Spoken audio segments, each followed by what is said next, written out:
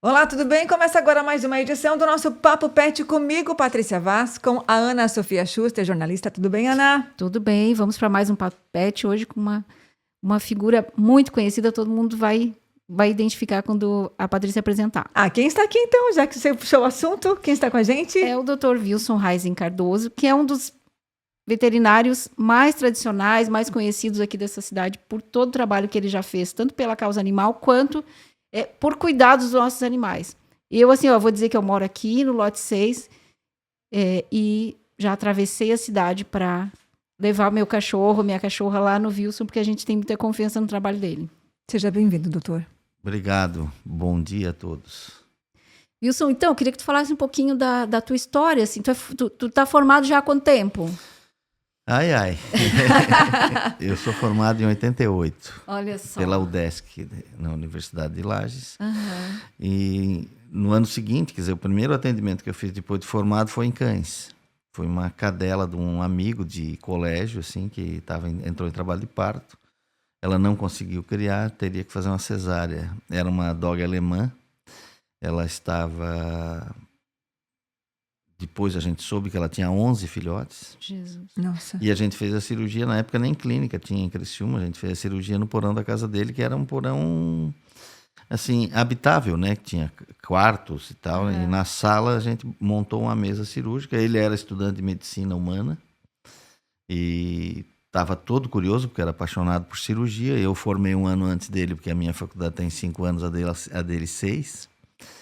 E, infelizmente, ele não pôde assistir a cirurgia, porque o vô dele teve um infarto no momento que eu comecei a cirurgia. Meu Deus. E ele teve que sair correndo para levar o vô no hospital. Quando ele voltou, eu já estava fechando a barriga e tinha 11 bebês dentro. Imagina, o dog alemão, ele dá bastante cria, né? Cachorro 11, grande. todos pintadinhos, né? Ele xingou muito aquele vô dele. Em seguida, em janeiro, eu iniciei meu trabalho, que duraram 12 anos e alguns quebrados, porque depois ocorreu a transição com produção e medicina de equinos. Então, eu fiquei 12 anos trabalhando com cavalo, onde ninguém me conhecia na cidade, só no meio rural, né? Porque eu atendia... Isso aonde? Aqui na região. O meu aqui. primeiro cliente era o seu Aldo Luz, ali onde é hoje o Lagoa Dourada, era o Aras Criciúma. Sim. Em seguida, outros foram surgindo, né, nesse rol aí, o Afonso Bach criando a Palusa na Forquilinha, o Fidelis Barato criando a Palusa na Nova Veneza, o Ricardo Brandão criando Manga Larga em Nova Veneza também, São Bento Baixo, ali logo que atravessa o rio. O Aras 3 Luiz criando Puro Sangue Inglês em Tubarão, Aras Xeroga na Jaguaruna também criando Anglo-Árabe, o Aras, agora fugiu o nome, eu atendia em Pouso Alto, em Gravatal, a Palusa também, era do complexo das águas termais lá. Sim. Crioulo em Araranguá, era um universo gigante aí.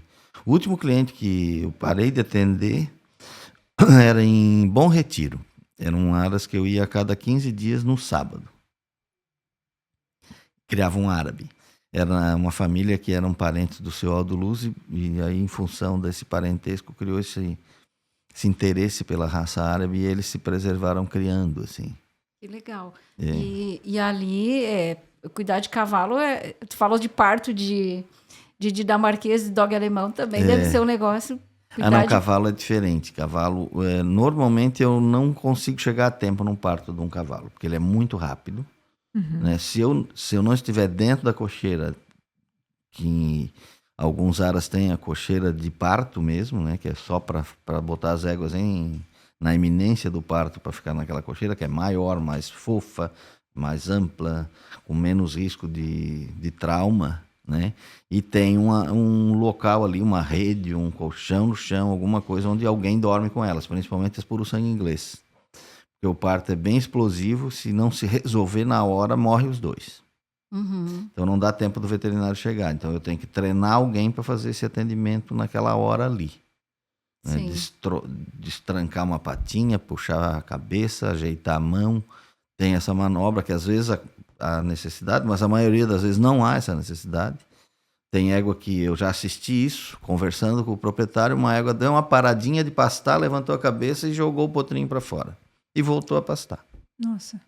Facinho. Facilidade, facinho. né? Isso é que nem girafa, sai caminhando. Plot, fez um cocô, assim, praticamente, né? E aí eu ficava muito pouco tempo em casa, né? Mas a paixão pela profissão era muito eminente em mim, então não era algo que eu fazia com esforço, era uma coisa muito prazerosa para mim. A gente estava falando antes sobre férias, né? Eu posso te dizer que eu sempre estive de férias. Porque o meu trabalho, para mim, era muito legal, assim, eu gostava demais. Se alguém me acordasse 2 da manhã, numa madrugada de domingo, para ir fazer uma cesariana, eu ia feliz da vida. Sim. Né? Mesmo com chuva. Né? E aí eu estava muito distante da família. Eu já me formei casado com uma filha, depois tive mais 2, né? Eu tenho 3 filhos. Então eu mudei esse perfil para o universo do pet, dos pequenos animais, para ficar mais perto de casa. Então eu comecei a construir ainda no final desse trabalho de equinos uma clínica e a minha casa junto, que em tese era bom e às vezes não era bom, né? Porque tem clientes que respeitam isso, tem clientes que não respeitam. Eu não sabia disso, só fiquei sabendo depois de estar lá morando e trabalhando. Na vida real, né? Sim. Ninguém me avisou. Mas, de qualquer forma, foi bastante positivo, assim. A gente desenvolveu. Isso também, né, Wilson, acontece nesse momento, assim, nesse meio período, também acontece um movimento em que os pets começam a ser mais cuidados, muito, né? Crescer muito. Também, assim, tem uma preocupação, porque antigamente o cachorro ficava doente, ele morria e o pessoal praticamente não cuidava. Aqui em Criciúma existia própria vacinação, né? Um tudo atendimento de pet, que era pelo Dr. Fernando ali no Tiscoski, depois na Agrolan, era uma em agropecuária, não existia uma clínica. E depois o Danilo comprou uma clínica, que era o Rui Trevisol que atendia nela, ali na Rua São José. Ele Danilo atendeu... e a Lilian, né? Primeiro só ele. É certo. Primeiro só ele. Depois, quando a gente ele era meu colega de pós-graduação, foi o primeiro curso de pós-graduação da UDESC em clínica e cirurgia de pequenos. E a gente ia daqui de Criciúma, a cada 15 dias ia para fazer um fim de semana intenso de aula teórica e prática. E foi lá que ele conheceu a Lília. Né? Sim. Lá que eles se conheceram e rolou a relação deles. Né? Que era a Space Dog. Né? Hoje mesmo. Eu acho que mudou o nome, eu não me lembro, não me recordo. E aí eu desenvolvi construí essa clínica lá na Santa Luzia já. Na época não existia nem asfalto. Né? Hoje eu ainda estava comentando com um vizinho que era criança quando eu comecei lá, o ônibus ia até o Sedup. De dali para frente não tinha mais ônibus, era estrada de chão. Praticamente uma picada. Era uma estrada de pirita. Se a gente tivesse que ir a pé, ia o pé, ia botando... Mas por que tu foi parar na Santa Luzia? Porque tu já não, era é porque o início de carreira. Meu pai tinha uma indústria lá e eu não tinha dinheiro para comprar um terreno para correia. Né? Senão eu compraria, faria uma clínica ali. Clínica aqui. Sim. Então eu fui dando o passo de acordo com o comprimento da minha perna. Clínica é Tigre, né? É isso. É. Ela é Tigre porque é o sobrenome da minha ex-mulher. Né? E meus filhos são Tigre. Então, e Tigre é um gato, é um bicho, então funciona bem. E depois virou o Tigre o time. Né? Pois é. O apelido do Criciúma Esporte Clube. Certo. Não é nada um a ver com o outro. Me incomodei uma vez, porque eu estava fazendo um convênio com um laboratório argentino. E na visita do diretor, a gente ia botar esse nome do laboratório no Brasil de Tigre. E lá na Argentina tinha outro nome. E aí ele se assustou porque ele via em tudo que era canto um Tigre. Era Tigre Conexões. Tá. E ele tava, meu Deus, mas tu é muito grande. E tu, ó... Deixou assim, tudo certo. Não, isso é outra coisa. Muito bom. Agora, então, a sua relação com pets veio desse desejo de ter a família por perto, é isso? Isso, doutor? e além do que a gente sempre teve eles, né? Ah, sim. Sempre teve eles por perto. Quer dizer, eu atendia cavalo, eu não tinha cavalo, mas cachorro eu tinha. Tá. Né? E assim, sempre meus filhos, a minha ex-mulher, todo mundo muito apaixonado por cães. A história dos animais na minha família, ela é meio exótica, assim, porque o primeiro animal que eu lembro que era tratado lá em casa, que não era para comer ele, né? Porque, ou nem usado para montaria, que era a égua da charrete, ou o porco do chiqueiro, as galinhas. Era uma cabrita. Tá. A cabrita não era para comer, a cabrita ela era estimação, né? Ela tinha uma história importante na vida da família ali. A minha mãe, ela era apaixonada por cachorro, mas ela teve um trauma muito grande com uma doença do cachorro, a morte da mãe, tudo coincidiu ali, bem na época que ela tinha uns 12 anos. Então, e o meu pai era apaixonado por cachorro, mas para ele casar com a minha mãe, ele não podia ter cachorro. Não podia ter cachorro. Né? Teve essa porteira aí. Só, casamos? Sim. Com cachorro, não. Nossa, e aí, ironicamente... Não, eu tenho a Daí descrição, tem um filho que eu é lembro... veterinário. Não, Meu Deus. para criar o paradoxo, o filho mais novo virou veterinário. Né? Eu lembro o nome e a descrição dos 2 cães que o meu pai tinha na adolescência, que ele não pôde trazer para o casamento. Né?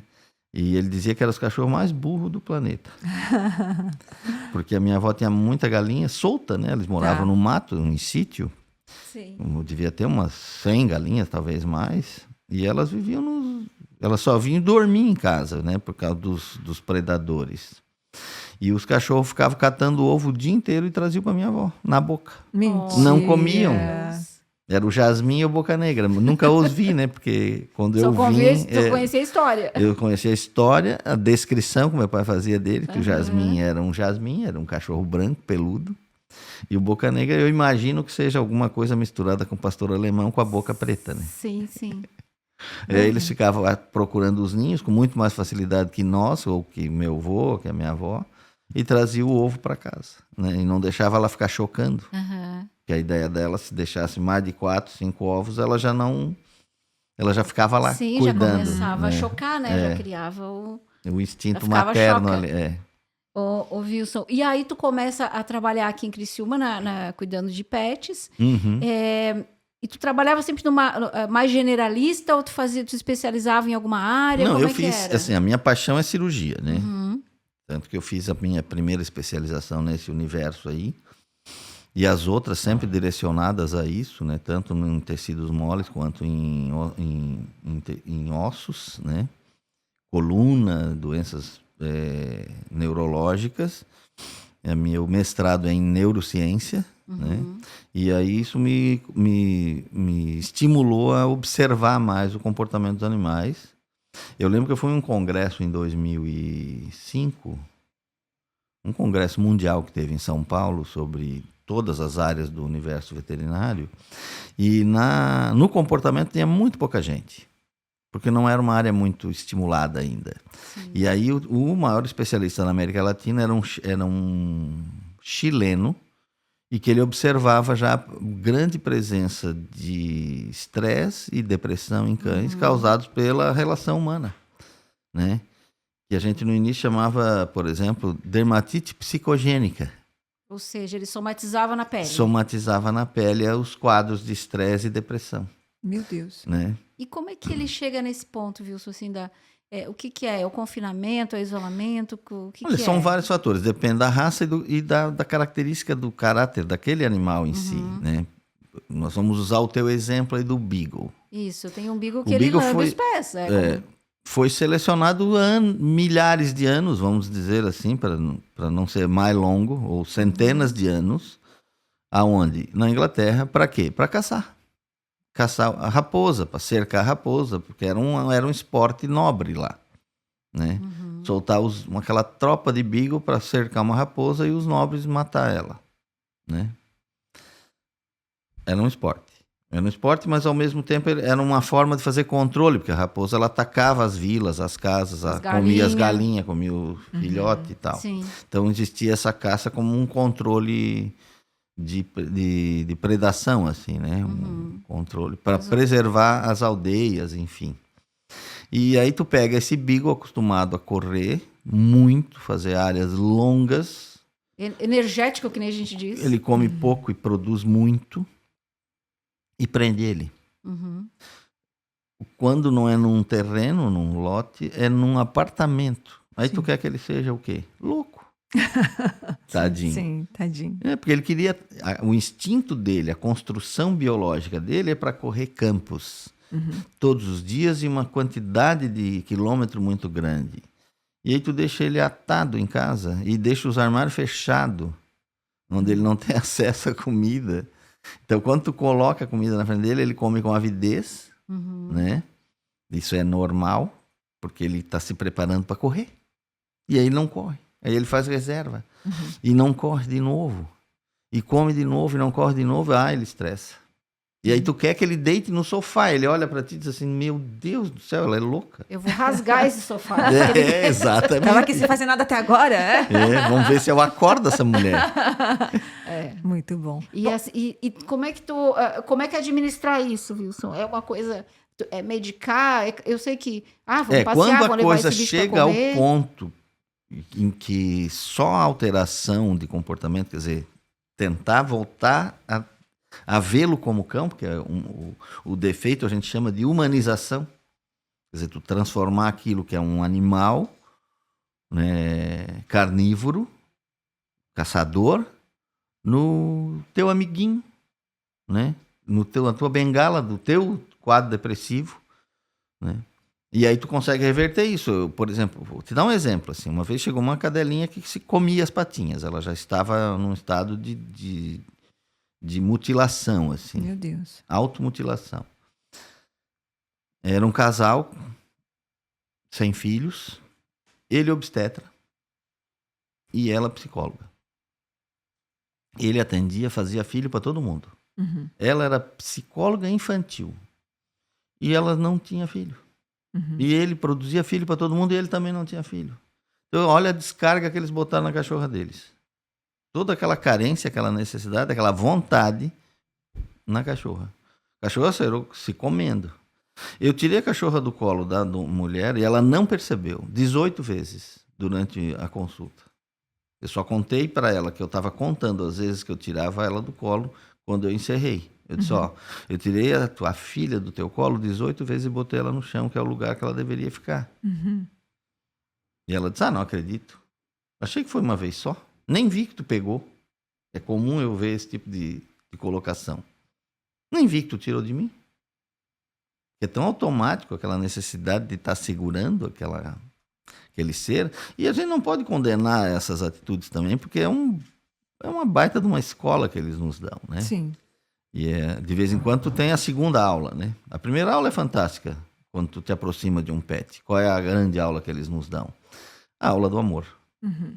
Eles se doam completamente, te conquistam, né? Se deixam conquistar, e aí eles têm um ciclo de vida mais curto.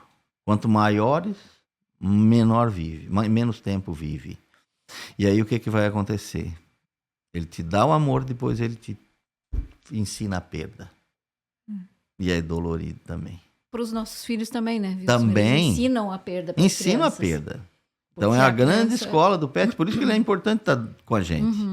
Mas não tão humanizado, ele tem que ser respeitado como cão. Quando tu trata ele que nem gente, tu está desrespeitando a natureza dele. Sabe que quando essa questão do dar esse passeio, de sair, dar essa atenção, eu sempre falo para os meus filhos, que já são adultos, tem uma de 17 e uma de 20 anos. Digo assim, o dia tem 24 horas, eles saem 20 minutos por dia. É muito pouco, vocês não acham? Qual é o problema de sair, dar uma caminhada com esse Não, bicho, se com tu esse pensar cachorro? assim, que cachorro não gosta de TV, cachorro não gosta de ler livros, alguns até aprendem, talvez, a gente não sabe, nem revista, nem Instagram, nem WhatsApp, nem joguinho. Eles não têm essa sensibilidade Então, nenhuma. a gente dedica quanto tempo do nosso dia para esses lazeres? Eles não têm.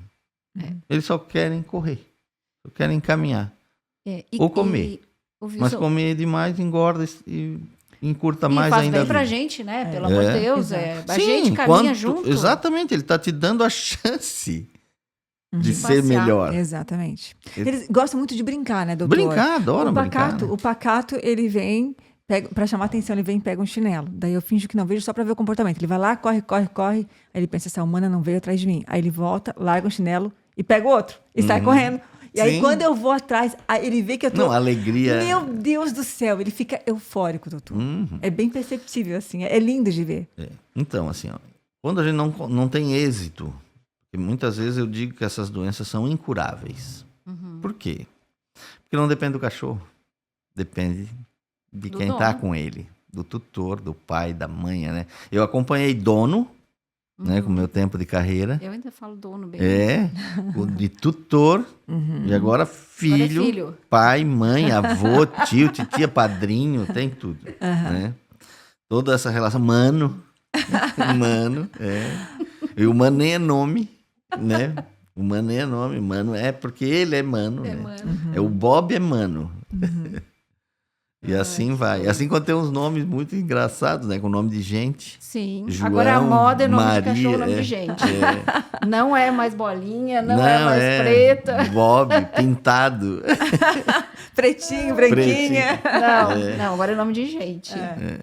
Agora, doutor, o que mudou, assim, na sua área, né? O que você pode pontuar pra gente aqui, desde que o senhor Então, à começou? medida que essa relação foi se tornando mais apertada, mais fechada, mais intensa entre os seres humanos e os animais, o compromisso do veterinário mudou também. Né? Porque hoje tu não trata mais o cachorro que ficava lá no pátio, ou que ficava ali na varanda quando ele era menorzinho, ou que ficava ali num paninho. Hoje tu trata aquele cara que dorme junto, com muito esforço, no chão do quarto. Porque a maioria vai para a cama. Né? E essa relação de dependência e de vínculo emocional é muito grande. Então, à medida que o cão foi mudando, o gato também, né? Foi mudando essa relação com os tutores e agora parentes, a relação dessas pessoas com o veterinário mudou também. Nós somos promovidos ou rebaixados à pediatria, à geriatria, a ortopedista. Então, há muita comparação com a medicina humana. Por quê? E o comportamento das clínicas, dos hospitais veterinários, dos veterinários, ela acompanhou esse processo também. Tanto que hoje, a maioria dos colegas, para entrar no mercado, ele tem que estar especializado. Ninguém entra generalista como eu entrei. Né? E aí, à medida que o tempo vai passando, e é uma dedicação, assim. Por isso que eu acho legal, e a medicina veterinária, ela preservou isso durante muitos anos, ela só trouxe para dentro do curso vocação. Nunca trouxe outras buscas, como status, dreno, bengala, né? Ela só trazia para dentro do curso pessoas vocacionadas. Ninguém decidia ser veterinário porque é bonito. Ninguém decidia ser veterinário porque quer andar de Mercedes, né? Todas as pessoas que entram na medicina veterinária, hoje ainda, com raras exceções, entram porque gostam de bicho, e gostam de tratar deles. Ou gostam de gente, porque pensam bem, a salsicha que tu come, ela depende de um veterinário para ter qualidade. Isso que seria uma outra área, né? Uma área da Mas medicina a indústria. veterinária, da indústria, né? Que é produção de proteína, com qualidade. Né? Ô, Wilson, e uma coisa que eu ia te perguntar, uma coisa que eu vejo, às vezes percebo, aquela pessoa que compra, porque um fato, como tu falasse ali, hoje a maioria dos animais que são adotados, que não são esses adotais cachorros sem raça definida, estão cada dia menores, né? Mas quando tu adota ou tu compra, enfim, tu ganha um cachorro de raça grande, ou que não tenha raça definida, que seja grande. Esse cachorro, ele requer mais espaço e mais passeios, até para evitar uma depressão, um estresse, ou ele se adapta ao espaço que a gente der para ele? Como é que funciona? Não se adapta. Ele sofre. Ele sofre? Um dos cães que mais sofre estresse é o vira-lata. Porque ele era constituído para a liberdade, nasceu em liberdade e foi confinado. Ele não gosta disso. Eu vou te passar uma curiosidade. Eu tenho uma filha que foi morar na Nova Zelândia. E lá não existe cão de rua. Né? Não existe cão solto. Todos os cães lá têm tutores, têm parentes. Sim. E eles família. gostam muito de grandes. Eles não estão tão afinados com cães de raças pequenas como a gente aqui. E lá tem horário, né? Eles podem ficar livres sem guia até as 10 da manhã todos os dias. Depois das 10, só com guia. Né?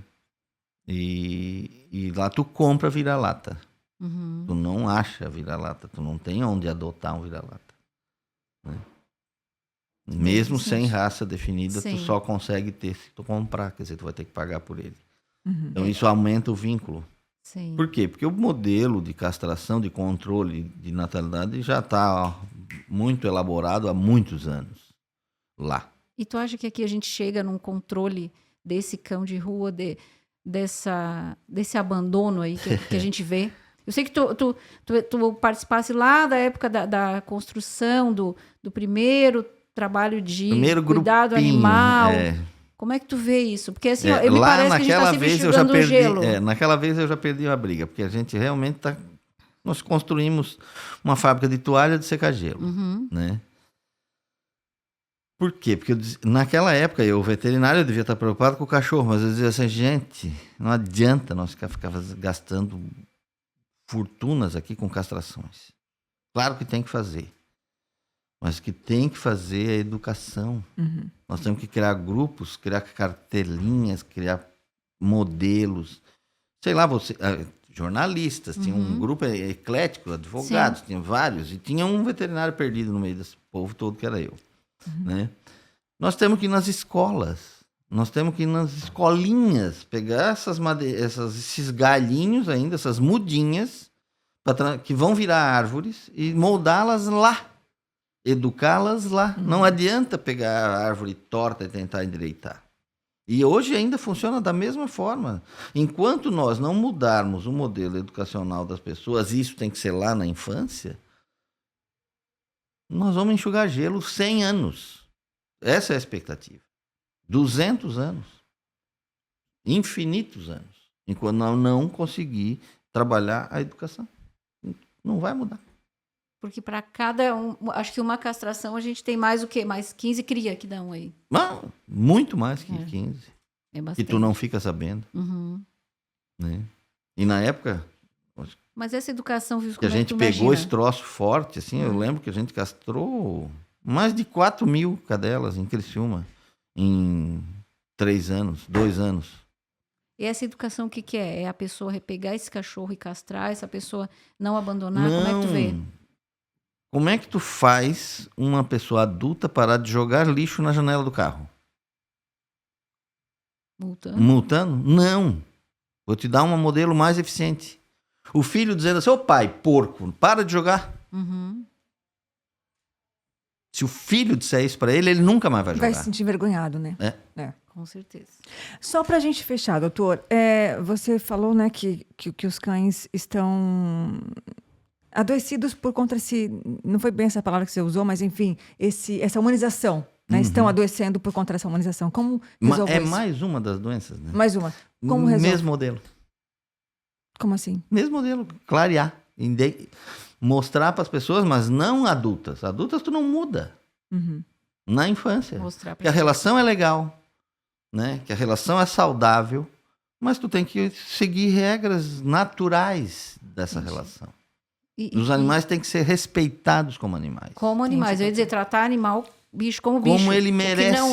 O que não é, quer dizer, sair chutando cachorro. Não, nada a ver. Respeitar a natureza dele, né, doutor? Respeitar a natureza deles.